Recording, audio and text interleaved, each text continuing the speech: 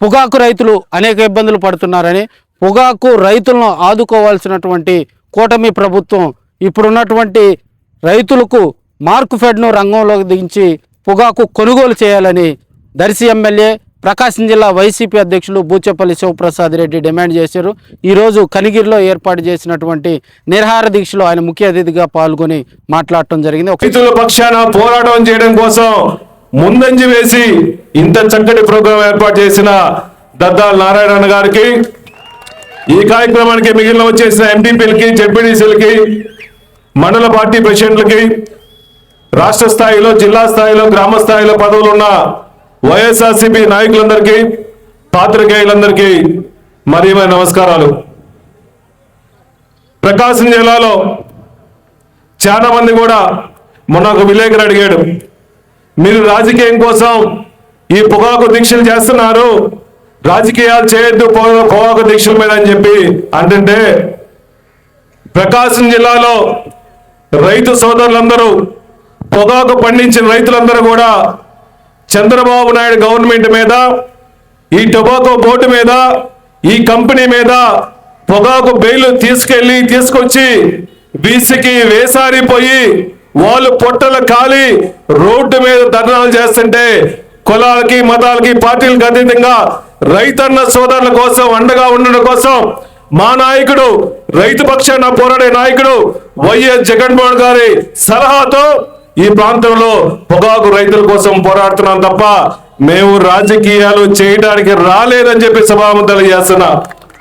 చంద్రబాబు నాయుడు గారు కానీ ఏ రోజైనా రైతుల కష్టాలు కానీ, పొగాకు కష్టాలు కానీ, ఈ కంపెనీలో పడుతున్న నష్టాలు కానీ చంద్రబాబు నాయుడు గారు కానీ వాళ్ళ కూటమి నాయకులు గారికి తెలుసా?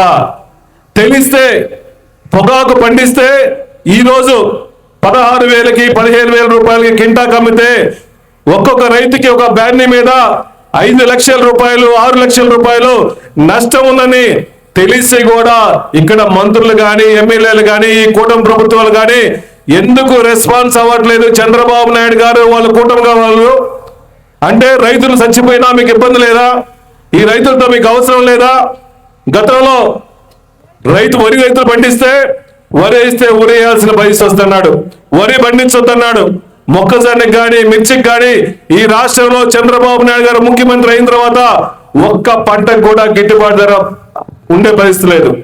ఈరోజు ఒక బ్యాన్నీకి 5 లక్షల రూపాయలు లాస్ వస్తుంటే ఆ లాస్ ఎలా బతిస్తారు?